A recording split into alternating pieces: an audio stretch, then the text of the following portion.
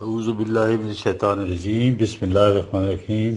Engineer Owais Durrani قرآن lecture کے سلسلے میں آج جو ہے رحمت للعالمین جو ہے رسول اکرم صلی اللہ علیہ وسلم کیوں رحمت للعالمین ہے، ہر زمانے کے لیے، آخری زمانے تک کے لیے رحمت للعالمین ہے۔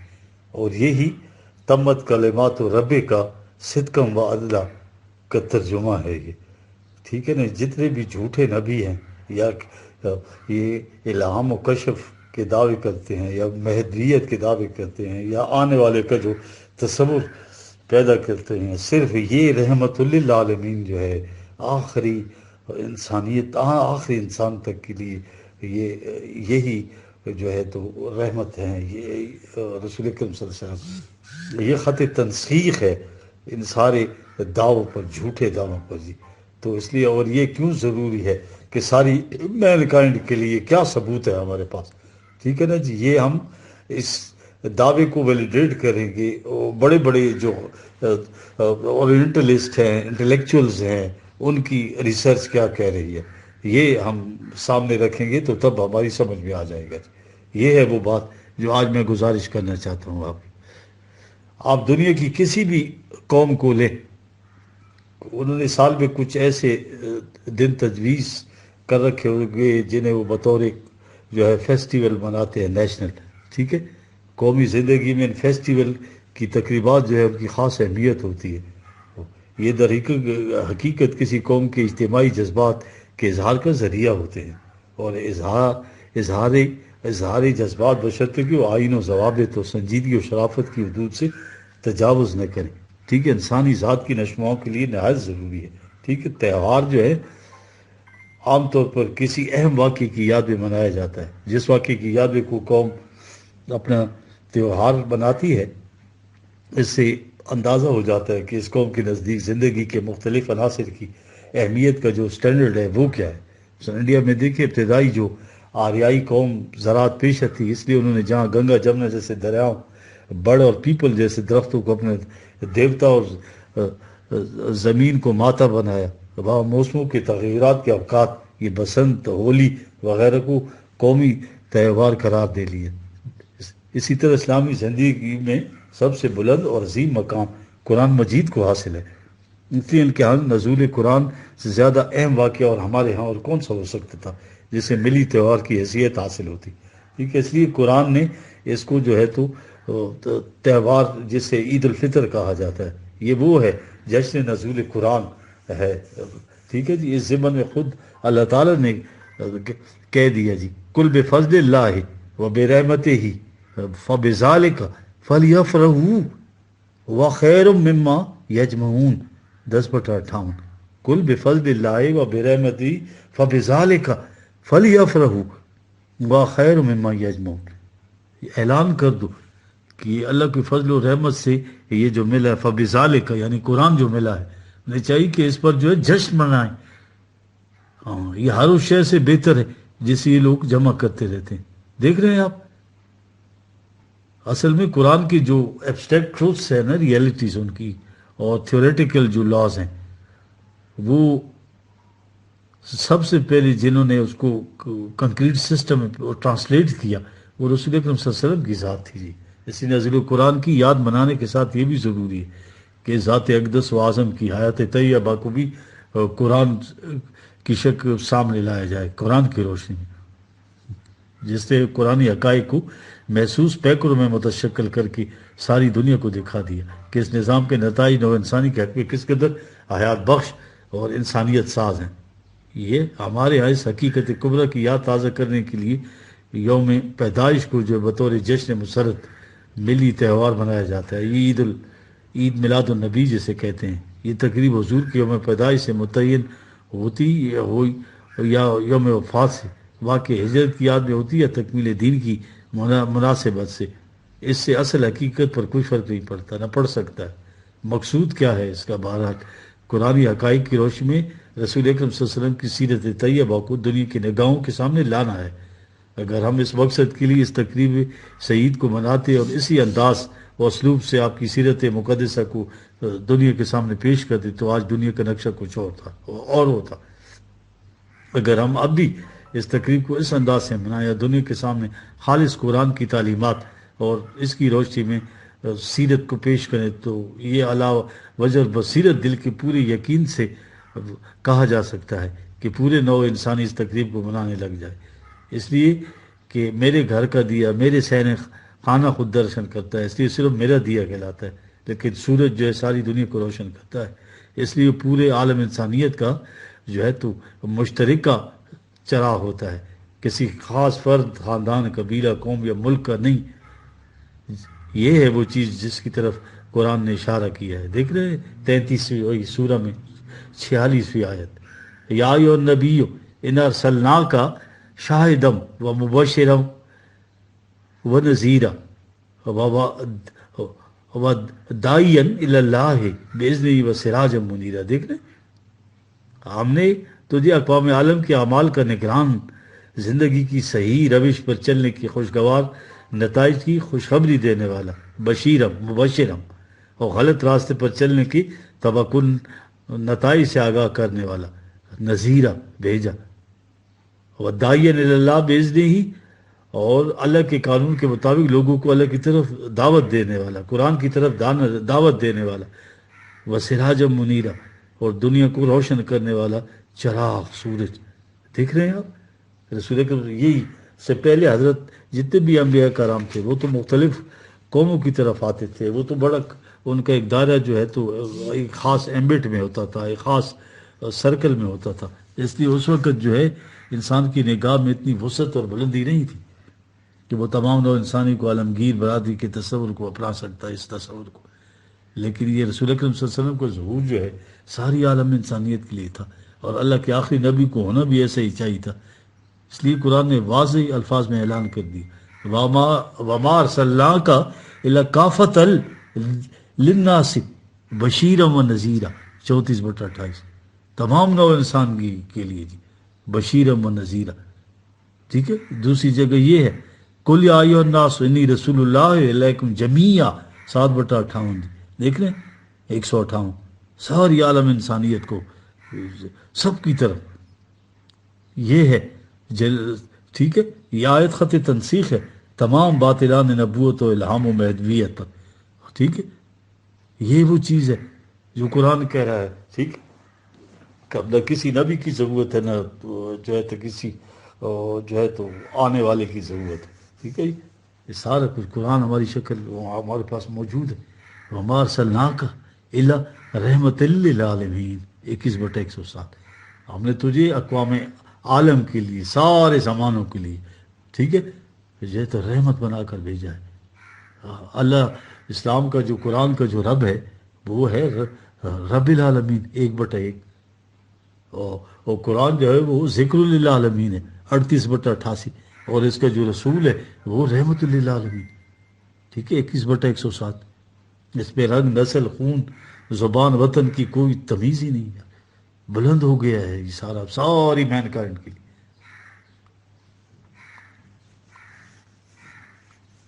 اب سوال یہ پیدا ہوتا ہے کہ چونکہ ہم مسلمان ہیں، ہم کہیں تو چلو کوئی بات ہے کہ بھائی یہ تو تعصب سے کام لے رہے ہیں، لیکن دیکھیے غیر مسلم اقوام میں عالم کے لیے بھی رحمت للعالمین ہیں یا نہیں، یہ ہے سوال. ٹھیک ہے. دیکھیے پہلے سمجھ لیجئے یہ رحمت ان کے معنی کیا ہیں. جی رحمت اور رحم کو مرادف المانی سمجھا جاتا ہے، اور اس اعتبار سے راما کا ترجمہ بھی رحم، مرسی یا انگریز کر دیں. ٹھیک ہے. دیکھیے اس لفظ سے صحیح جو مفہوم ہے اس کا سامنے نہیں آ جاتا راما کا. اس کا مفہوم سمجھنے کے لیے جو ہے مادر رحم جو ہے بچے کی جس میں نشو و نما ہوتی ہے اس کو سامنے لائی. سامان پرورش یا وہ پیٹرن قالب جس کے اندر کسی کی جو لیٹڈ پوٹینشیلٹیز ہیں، وہ صلاحیت نشو و نما ہو سکے، اس کے اندر کے ہاتھ، ناک، کان، بازو، یہ ساری ہے نا اس کے اندر. دیکھ رہے ہیں اس میں نرمی و لطافت کا پہلو بھی ہے. ٹھیک ہے. تو اس آیت کے جو اوپر میں نے پڑھی کیا مطلب ہوگا کہ اقوام عالم کی مزور صلاحیتوں کی ڈیولپمنٹ اسی قالب میں ہو سکتی ہے جسے رسول کریم صلی اللہ علیہ وسلم نے پیش کی ہے، اسی سے افراد انسانیہ کو وہ سامان زیست اور وہ ارتقا مل سکتا ہے، وہ جس سے ان کی دبی ہوئی خوابیدہ صلاحیتیں ابھر کر جو ہے تو توانائی حاصل کرے۔ قرآن نے رحمت ان کے اس مفہوم کو جی ایک مثال کے ذریعے واضح کر دیا۔ یہ سنیں مثال ہے، وہ الذی ینزل الغیث من بعد ما قنطوا وینشر رحمتہ 42/28، اور وہی ہے جو مایوسیوں کے بعد بارش برساتا ہے، اس طرح اپنی رحمت کو پھیلا دیتا ہے۔ بارش کرتی کیا ہے؟ مردہ زمین کو زندگی عطا کرتی ہے، اور یہ نہیں دیکھتی کہاں برسنا ہے، کوئی بیانڈ ہے ان چیزوں سے۔ بارش اس کی دب ہوئی صلاحیتوں کی نشوما کرتی ہے، یہی رحمہ ہے، ٹھیک ہے۔ اللہ تعالیٰ اپنی رحمت سامان نشوما کو انتہائی مایوسیوں کے عالم میں بھیجتا ہے۔ سوال یہ ہے کہ جب رسول کریم صلی اللہ علیہ وسلم کا ظہور ہوا تو دنیا کا نقشہ کیا تھا؟ ٹھیک ہے، کیا وہ بہار افری امیدوں اور مسرتوں کا گہوارہ تھی، یا افسردگی کی خیز مایوسی اور نامرادیوں کا حسرت قدم؟ دیکھیے غیر مسلم مورخ کی زبان سے سنو، ٹھیک ہے۔ یہ ہے وہ ڈینیسن کی کتاب ہے جی emotion on the basis of civilization, ٹھیک ہے۔ اس وائٹ ہیڈ جیسا بین الاقوامی پائے کا مفکر بھی اسے کوٹ کرتا رہتا ہے، اور دوسری طرف ہمارے علامہ اقبال جیسا حکیم الامت بھی اپنے reconstruction of religious thought in Islam کی جو اس نے ان کے لیکچرز ہیں اس میں ان کا ذکر کرتے ہیں، ٹھیک ہے۔ وہ ظہور نبی کے زمانے کا نقشہ کن الفاظ میں کھینچتی، یہ سنیں ذرا ڈینیسن کیا کہہ رہے ہیں، ٹھیک ہے۔ یہ اس وقت یوں دکھائی دیتا تھا کہ تہذیب کا وہ قصر مشید جس کی تعمیر 4000 سال صرف ہوئے تھے اس پر منہدم ہونے کے قریب پہنچ چکا تھا، اور نو انسانی پھر اسی بربریت کی طرف لوٹ جانے والی تھی، جہاں ہر قبیلہ دوسرے قبیلے کے خون کا پیاسا تھا اور آئین و ضوابط کو کوئی جانتا تک نہیں تھا۔ قدیم قبائلی آئین و مسالک اپنی قوت و احترام کھو چکے تھے، اس لیے اب ملکیت کے پرانے طریق و انداز کا سکہ دنیا میں نہیں چل سکتا تھا۔ کرسچینٹی نے جس قواعد و ضوابط کو اسٹیبلش کیا تھا وہ نظم و ضبط اور وحدت و یکجہتی کی بجائے تشدد و افتراق اور بربادی و ہلاکت کا موجب بن رہے تھے۔ غرضی کے وقت آن چکا تھا جبکہ ہر طرف فساد ہی فساد نظر آتا تھا۔ تہذیب کا وہ بلند و بالا درخت جس کی سرسبز و شاداب شاخیں کبھی ساری دنیا پر سایہ فگن تھی اور آرٹ سائنس اور لٹریچر کے سنہری پھلوں سے لدی ہوئی تھی، اب لڑکھڑا رہا تھا۔ عقیدت و احترام کی زندگی بخش جو نمی تھی اس کے تنے سے خشک ہو چکی تھی، وہ اندر تک سے بوسیدہ اور کھوکھلا ہو چکا تھا۔ جنگ و جدال کے طوفان نے اس کے ٹکڑے کر ڈالے تھے جو صرف پرانی رسموں کے بندھن سے یکجا کھڑے تھے اور جن کے متعلق ہر وقت خطرہ تھا کیا اب گرے یا اب۔ کیا ان حالات میں کوئی ایسا جذباتی کلچر پیدا کیا جا سکتا تھا جو نو انسانی کو ایک مرتبہ پھر ایک نقطے پر جمع کر دے، اس طرح تہذیب کو مٹی سے بچا لے؟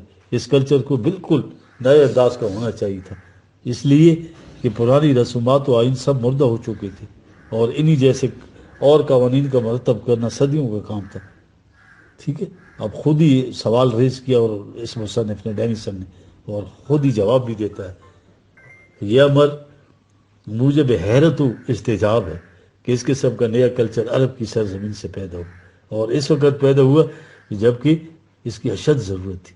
دیکھ رہے اب یہ جو نیا سویلائزیشن تھی، یہ نیا کلچر تھا، اسلام سویلائزیشن، کس قسم کا انقلاب یہ لایا؟ کارلائل کی مشہور تصویر تھی ہیروز اینڈ ہیرو ورشپ، وہ لکھتے ہیں عربوں کے لیے انقلاب ایک نئی زندگی تھی جو نے تاریکیوں سے نور کی طرف لے آئی تھی۔ کارلائل بھی مسلمان ہو گئے تھے، عرب اس کے ذریعے پہلی دفعہ زندہ ہوا۔ ایک ایسی قوم جو ابتدائی آفرینیت سے گمنانی کے عالم میں ریبن چراتی پھرتی تھی، اس کی طرف ایک رسول آیا جو اپنے ساتھ ایک پیغام لایا جس پر وہ ایمان لے آئی۔ وہ قوم، وہ دیکھو، وہی گمنام چرواہے دنیا کی ممتاز ترین قوم بن گئے، سپر پاور بن گئے۔ وہ حقیر قوم ایک عظیم الشان ملت میں تبدیل ہو گئی۔ ایک صدی کے اندر اندر عرب ایک طرف غرنا تھا اور دوسری طرف دہلی تک چھا گیا۔ اس کے بعد سینکڑوں برس ہو چلے ہیں کہ اسی شان و شوکت اور درخشندی و تابندگی سے کرۂ ارض کے ایک عظیم حصے پر مسلط ہے۔ یہ سب ایمان کی حرارت سے ہوا۔ ایمان بہت بڑی چیز ہے، ایمان سے زندگی ملتی ہے۔ جو کسی قوم میں ایمان پیدا ہوا، اس قوم کی تاریخ اعمال میں نتائج اور روح میں جو ہے بالیدگی پیدا کرنے والی بن گئی۔ وہ عرب، یہ محمد، اور صرف 100 سال کا عرصہ کیا یہ انقلاب ایسا ہی نہیں جیسے ریت کی کسی گمنام ٹیلے پر آسمان سے بجلی آ گری اور ریت کا وہ دیکھ کے ایک آتشگیر مادے میں تبدیل ہو کر اس طرح بھاگ سے اڑ جائے کہ دل سے غرناطہ تک اس کے شعلوں کی لپیٹ میں آ جائے. یا ایھا المدثر، یہ ترجمہ ہے. یا ایھا المدثر، نو انسان خشک نیستان کی طرح ایک شرارے کے انتظار میں. وہ پینکی کا شرارہ اس بطل جلیل کی صورت میں آسمان سے آیا اور ساری نو انسانی کو شعلہ صفت بنا گیا. تو یہ سرزمین میں ہوا جو اس جدید کلچر کا اولین گہوارہ بنی، اور اس قوم کے لیے ہوا جس نے اس کلچر کو سب سے پہلے محسوس پہ کر قرآنی نظام میں متشکل ہوا. اب سوال یہ ہے یہ کلچر باقی دنیا کے لیے کس طرح حیات آفرین ثابت ہو، اس سے نو انسانی کی دبی ہوئی جو صلاحیت ہیں وہ کس طرح نشو نما پائیں. ٹھیک ہے، قرآن نے رسول اکرم صلی اللہ علیہ وسلم کی بعثت کا مقصد کیا بتایا. وَيَدَعُ عَنْهُمْ إِصْرَهُمْ وَأَغْلَالَ الَّتِي كَانَتْ عَلَيْهِمْ 7/157. وہ کس لیے بھیجے گئے ہیں؟ تاکہ جتنے بھی یہ ڈیلیوشنز ہیں، بوجھ ہیں جس کے لیے انسانیت جو ہے دبی ہوئی سسکی ہوئی چلی آ رہی ہے، وہ تمام زنجیروں کو توڑ کر پھینک دے گا جس میں افراد انسانیہ جو ہے جکڑی ہوئی. ٹھیک ہے، وہ کون سے بوجھ تھے جن کے نیچے انسانیت دبی ہوئی تھی؟ وہ کون سی زنجیریں تھیں جن میں ان کا بند جو ہے جکڑا ہوا تھا؟ ٹھیک ہے، صرف یہ دیکھ لیجیے دو لفظوں میں کہ یہ ارباب قوت و اقتدار کا جو استبداد تھا جس نے انسانیت کو کچل کر رکھ دیا تھا، اس استبداد کی نوعیتیں مختلف تھیں، لیکن قرآن نے اسے 3 بڑی شکلوں میں واضح کر دیا. استبداد کی نوعیت کچھ بھی کیوں نہ ہو، اصل کے اعتبار سے ان 3 شکوں میں ہی کلاسیفائی کیے جا سکتے ہیں. ان شکوں کو بنی اسرائیل کی داستان میں قرآن نے بیان کیا ہے. فرعون ملوکیت کا استبداد، نمائندہ فرعون ہے. پیشوائیت جو ہے پریسٹہوڈ کا استبداد، جس کی زنجیریں جسم کو نہیں انسان کے قلب و دماغ کو جکڑ دیتی ہیں، اس کا ترجمان حامان. اور سرمایہ پرستی کا استبداد جو شیروں کو لومڑی بنا دیتا ہے، اس کا مجسمہ قارون.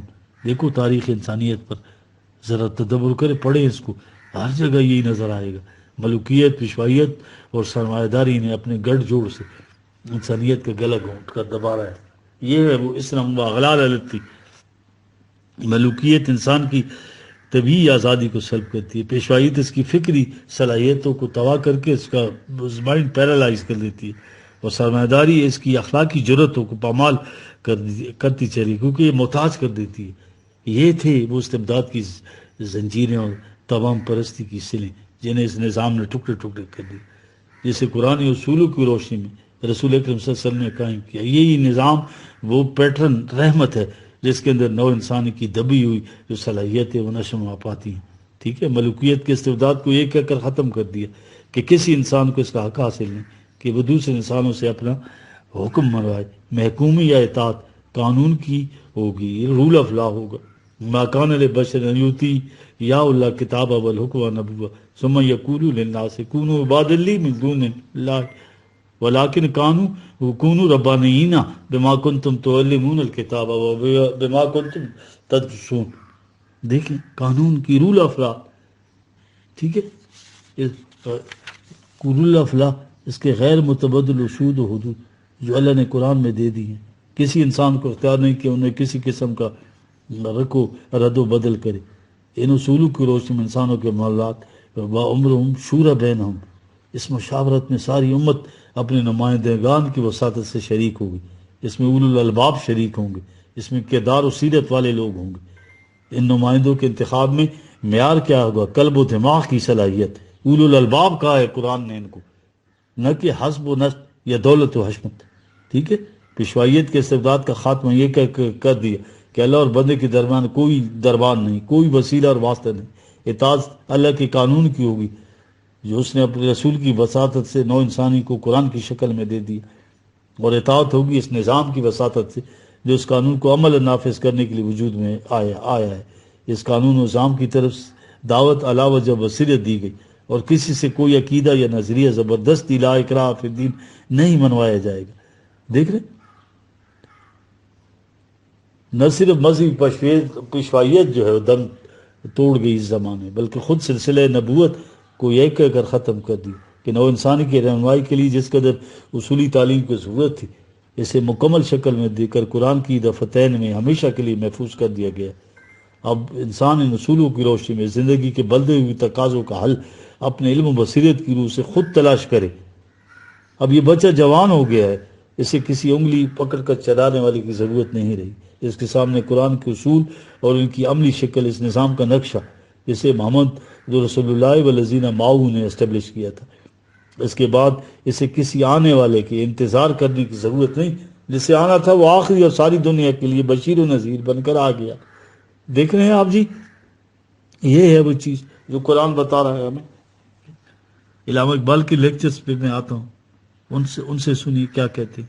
اس نقطۂ خیال سے دیکھیے تو پیغمبر جو اسلام قدیم و جدید کے درمیان بطور حد فاصل کھڑے دکھائی دے گی۔ دنیا قدیم و جدید کے درمیان بطور حد فاصل، اگر یہ دیکھا جائے کہ آپ کی وحی کا سچشمہ کیا ہے تو آپ دنیا قدیم سے متعلق نظر آئیں گے، لیکن اگر حقیقت پر نظر کریں تو آپ کی وحی کی روح کیا ہے، تو آپ کی ذات گرامی دنیا جدید جس کو انلائٹنڈ ماڈریشن کہتے ہیں یہ نظر آئے گی۔ آپ کی بدولت زندگی نے علم کے ان سرچشموں کا سراغ پا لیا جن کی اسے اپنی نئی شاہراہوں کے لیے ضرورت تھی۔ اسلام کا ظہور استقرائی علم کا ظہور ہے۔ اسلام میں نبوت اپنی تکمیل کو پہنچ گئی اور اس تکمیل سے اس نے خود اپنی خاتمیت کی ضرورت کو بے نقاب دیکھ لیا۔ اس میں یہ لطیف نقطہ پنہاں ہے کہ زندگی کو ہمیشہ کے لیے عہد طفولیت میں نہیں رکھا جا سکتا۔ اسلام نے جو ہے پریسٹ ہوڈ اور وراثتی بادشاہت کا خاتمہ کر دیا۔ دیکھ رہے ہیں قرآن کریم غور و فکر، تجارب و مشاہدات پر بار بار زور دیتا ہے اور تاریخ اور فطرت دونوں کو علم انسانی کے ذرائع ٹھہراتا ہے۔ یہ سب اسی مقصد کے مختلف گوشے جو ختم نبوت کی تہ میں پوشیدہ ہے۔ یہ علامہ اقبال کے خطبات سے میں نے لیا ہے۔ جہاں تک تمام پرستیوں کا تعلق تھا جس نے ان کا خاتمہ یہ کہہ کر دیا کہ کائنات کی پستیوں اور بلندیوں میں سب کچھ انسان کی تابع تسخیر کر دیا کہ جمیعا منکم سخر لکم ما فی السماوات و ما فی الارض، جمیعا منہم، یہ وہ ملائکہ ہیں جو آدم کے سامنے سجدہ ریز ہیں۔ لہٰذا انسان کا مظاہر فطرت میں سے کسی کے سامنے جھکنا جو ہے یا ڈرنا تذلیل آدمیت اور تحقیر شرف انسانیت ہے۔ انسان کو قوانین الہیہ کے آستانے عالیہ پر جھک کر دنیا کی چوکھٹ سے بے نیاز و سرفرازانہ انداز سے آگے بڑھ جانا چاہیے۔ اس نے غلامی کا یہ کہہ کر خاتمہ کر دیا کہ اللہ نے ہر انسان کو محض انسان ہونے کی جہت سے واجب التکریم بنایا ہے۔ لقد کرمنا بنی آدم، اس لیے کسی انسان کو اس کا حق نہیں پہنچتا کہ وہ دوسرے انسان کو اپنا غلام بنائے۔ باقی رہے مدارج، سو ان کا معیار جو ہے سیرت و کردار کی بلندی اور فرائض شناسی و حسن کی کارکردگی ہے۔ یہ میدان تمام افراد انسانیہ کے لیے یکساں طور پر کھلا ہے۔ ہستی میں کدا و دعوت عام استی جا، قسمت باد بانداز جام استی جا۔ اس نے انسان اور انسان نے غلط معیاروں کے مطابق تفریق و تقسیم کو کسی خاص معاشرے، خاص قوم یا خاص خطے زمین میں نہیں مٹا۔ اس نے اعلان کر دیا کہ تمام اقوام عالم اصل کے اعتبار سے ایک ہی درخت کی شاخیں اور ایک ہی برادری کی اجزاء ہیں، امت واحد۔ لہٰذا وہ رنگ، نسل، خون، زبان، وطن کے خود ساختہ معیار کے مطابق نو انسانی کو ٹرائبز میں یا اقوام میں تقسیم کر دینا، پھر ایک قوم کا دوسری قوم کے مقابلے میں محاذ قائم کرنا، یہ اس جنت ارضی کو درندوں کا بھڑ بنا لینا انسانیت نہیں، جو سبیت و بہیمیت ہے۔ انسانوں میں تفریق و تقسیم کا معیار صرف ایک ہے، اور وہی کہ جو لوگ انسانیت کے بلند نسبلین حیات پر یقین رکھیں، وہ برادری کے فرد، اور جو اس کے برعکس ذاتی مفاد پرستیوں کے پیچھے لگ جائیں وہ اس عالمگیر وادی کے تصور کی مخالفت کریں گے۔ وہ دوسری ایک جگہ حزب اللہ حزب الشیطان کا ہے، دوسری قوم کے افراد بلفاظ دیگر قومیت کا معیار آئیڈیالوجی کا اشتراک ہے، نہ کہ نسل اور وطن کا اشتراک۔ دیکھ رہے ہیں آپ سرمایہ پرستی کے قانونی استبداد کو اس نے یہ کہہ کر ختم کر دیا کہ ذرائع رزق اور وسائل پیداوار جو ہے تمام نو انسانی کی پرورش کے لیے یکساں طور پر کھلے رہنے چاہیے۔ سوال للسائلین، کسی انسان کو حق حاصل نہیں کہ وہ ذاتی ملکیت سمجھ کر ان پر سانپ بن کر بیٹھ جائے۔ جہاں تک دولت کا تعلق ہے وہ ضرورت سے زائد دولت کسی شخص کے پاس نہیں رہنی چاہیے۔ کل لف فائزہ، تمام افراد معاشرہ کی بنیادی ضروریات زندگی کی ذمہ داری نظام پر ہے۔ وما من دعوت الا علی اللہ رزقھا، ٹھیک ہے، یہ اللہ جو ذمہ داریاں لیتا ہے اس کی وہ حزب اللہ جو ہے وہ آ کر پوری کرتی ہیں۔ اللہ کی ساری ذمہ داریاں انسانوں کے ہاتھوں سے پوری ہوتی ہیں. یہ رفاقت ہے اللہ کی اور مومنین کی. جو معاشرہ ذمہ داری کو پورا نہیں کرتا، ٹھیک ہے جی، اس سے حق نہیں کہ وہ زمام کار اپنے ہاتھ میں رکھے. انسانی آزادی کا بنیادی نقطہ، کوئی فرد اپنی کسی ضرورت کے لیے کسی دوسرے فرد کا محتاج نہ ہو. کیا ہے ملخص؟ کس نہ باشد درد جہاں محتاج کس، نقطۂ شرع مبین یست بست. دیکھ رہے قرآن کا جو سینٹرل، جو اس کا فوکس ہے، اس کی جو مرکزیت ہے، سارا قرآن محور جس پہ گھوم رہا ہے، نقطۂ شرع مبین یست بست. کس نہ باشد درد، جو فریڈم دے دیتا ہے وہ ساری جو ہے محتاجیوں سے، قرآن آزادی دے دیتا ہے. یہ تھی انسانی استبداد کی وہ زنجیریں جنہیں ایک ایک کر کے توڑا گیا. لیکن اس استبداد کا ایک ایسا گوشہ ہے جو ابھی تک ہمارے سامنے نہیں آیا. ٹھیک ہے، یہ کہا نا کہ آدم کو جنت سے نکلوانے کے باعث اس کی بیوی تھی، اور اس کے بعد یہ فتویٰ صادر ہوا کہ تمام فتنے اور فساد کی جڑ، ساری وہ آپ کی لٹریچر بھرا ہوا ہے، وہ جھوٹا لٹریچر جو ہے، اس لیے اس پر جس قدر سختی کی جائے کم ہے. دیکھیں پوری تاریخ انسانیت پہ آپ نگاہ ڈالو، ظہور نبوی سے پہلے دنیا میں عورت کی کیا حالت تھی. اس حالت پہ غور کرو، پھر اس اعلان عظیم کو دیکھو کہ پیدائش کے اعتبار سے مرد اور عورت کی حیثیت یکساں ہے، اور فطری فرائض کے اعتبار سے اگر مرد کو عورت پر فضیلت حاصل ہے تو ویسی فضیلت عورت کو مرد پر حاصل ہے. یا فتنہ و فساد کا سرچشمہ نہ عورت ہے نہ مرد، دونوں میں لغزش کا امکان و استقامت کی صلاحیت موجود ہے. یہ وہ چند اصول جن کی بنیادوں پر رسول کریم صلی اللہ علیہ وسلم نے ایسی سوسائٹی اسٹیبلش کی جس نے ہر نظام کون کی بساط الٹ کر استبداد کی ہر اس زنجیر کو توڑ دیا جو انسانی صلاحیتوں کی نشو و نما کے راستے میں آہنی دیوار بن کر حائل تھی. قرآن نے اس تمام داستان کو چند الفاظ میں اتنے حسن و خوبی سے سمٹا کر رکھ دیا ہے کہ انسان ورت حیرت میں، روح وجد میں آ جاتی ہے اور ورت حیرت میں پڑ جاتے ہیں جب آیات کو سامنے لائیں نا جن میں رسول اکرم صلی اللہ علیہ وسلم کو رحمۃ العالمین پکارا گیا ہے. تو دیکھو قرآن نے اس حقیقت کبریٰ کو کس حسین انداز سے بیان کیا ہے. دیکھیے آیات لانے سے پہلے ذرا اس داستان کون کو دہرا لو کہ حضور کے حضور قدسی سے پہلے دنیا کا نظام کیا تھا. جس کی لاٹھی اس مائٹ اسرائیل، جس نے کس قدر قوت حاصل کی، اقتدار کی مسند و برقابض ہوگا، پھر یہ قبضہ و اختیار سے یہ سطوت و اقتدار اس کے اولاد میں وراثتاً منتقل ہوتا چلا ہے. اس میں نہ استعداد تھی اور نہ قابلیت، نہ صلاحیت کی کوشت. دیکھیں اس پس منظر میں دیکھو وہ نظام جیسے اس رحمت للعالمین کے مقدس ہاتھوں سے اسٹیبلش کیا گیا، اس کا اصل اصول کیا تھا؟ فرمایا وَلَقَدْ كَتَبْنَا فِي زَبُورِ مِن بَعْدِ ذِكْرِ إِنَّ الْأَرْضَ يَرِثُهَا عِبَادِيَ الصَّالِحُونَ.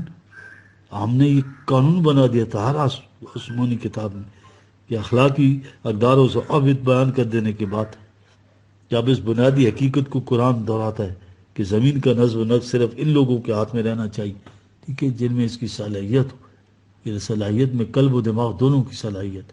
غور کریں آپ کتنے بڑے اس مختصر ٹک میں انقلاب کا اعلان ہے جسے نظم و نسق اور کردار و اختیارات کے تمام جتنے سابقہ سٹینڈرڈز تھے سب الٹ کر ان کی جگہ صلاحیت نے لے لی. دیکھ